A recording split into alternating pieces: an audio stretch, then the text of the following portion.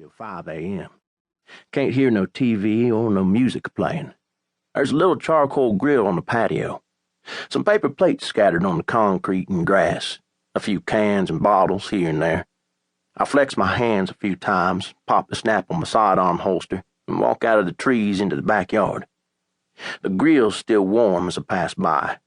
There's all this wrought iron furniture around. Chairs, table, a reclining something or other. I can't see nobody inside through the patio door.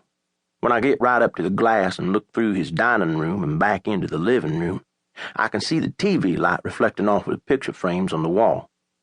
I decide not to fuck around with it, pick up one of them chairs and throw it through the glass. Ronald Mayfield, white male, 25, 5 foot 10 inches, 135 pounds, blue eyes and curly brown hair, jumps off of the couch, trips backward over the coffee table, and stumbles toward the front door. I walk in through the hole, a crunching glass under my shoes, and he don't take his eyes off me the whole time. He reaches for the door, and I pull my weapon, tell him to sit still. He turns sheet white and bolts down the side hallway. There's 3 boys, maybe 15 or 16, all in ratty jeans and stained T-shirts, eyes bloodshot, jaws a-hanging, all staring at me from the couches as I head into the living room and down the hallway after Ronnie. He's locked himself in the bathroom, and I can hear him trying to get open the window. The door ain't nothing but cardboard in the middle, so I kick it in no problem, and sure enough, Ronnie's got his head and both arms out the window. I holster my weapon and pull out the collapsed steel baton, my favorite toy. I crack it out to 26 inches and slap him across the back of his knees. He loses his footing, and I grab his shoulders and let him fall backward. I shift him to land right in the tub. "Ever had the fur set on you, Ronnie?" I yell. I hate having to yell. "I didn't do shit, man, I fucking swear," he screams and puts his left arm on the side of the tub to pull himself up. I slap his forearm hard with the baton. He shrieks and falls back in, clutching at it. "That ain't what I asked," I say, turning to look at the countertop over the sink. Then I open the doors to the medicine cabinet. "I asked if you ever had the fur set on you, 'cause the way you've been acting lately, you need some of that."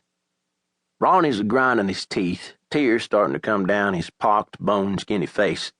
He looks up at me and groans, trying not to scream again from the pain in his arm. Now I got his attention. A couple of them boys from the living room take a quick peek round the door, then disappear. I yell for them to come back. I want them to see this. "You smell something awful, buddy," I say. "Ain't taking proper hygiene." I take the big plastic bottle of green mouthwash, twist off the cap, and dump it all over his head. Drop the empty bottle in the tub with him. Then I take the cologne. The spray nozzle won't come off, so I smash the whole thing on the tile a few inches from his face. Grab a can of deodorant. I spray it all up and down his body till the can starts getting cold in my hand. There's that big white bottle of shampoo in the basket hanging from the shower head. I unscrew the cap and squeeze it out over his head and sling it in his face some. Last, I take his tube of toothpaste and empty it over top of the shampoo.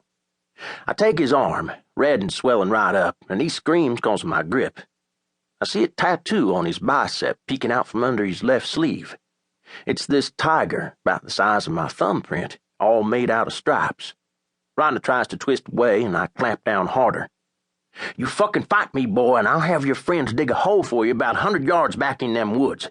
Now shut up," I say. He does, still crying, and groans when I move his hands up to the top of his head. I start scrubbing the mess with his hand. Ronnie twists his head away from me and begs me to stop it. I keep at the scrubbing till he's got a blue-white foam on his head and it's dripping down his neck and chest. There's little spots of red in it, too, probably from where the cologne bottle cut him. I yell for them boys to come and take a look. One peeks round the door again, and I grab Ronnie by his shirt and pull him out enough for the kid to see the mess. He takes off like he's a cutting mud. "There you go, buddy boy," I say. "Now you had the fur set on you." "Please," Ronnie sobs. He's rubbing at his eyes 'cause that mess is a-stinging now. "You gonna quit selling shit on the side?" I ask. He nods. Yeah, I fucking promise, okay?" I stand back and look at him. Weeping, foamy, bleeding, curled up little thing. Like a new calf that just dropped out. I turn on the shower head and walk out in the hallway. Too goddamn noisy in there. I lean against the wall by the door frame.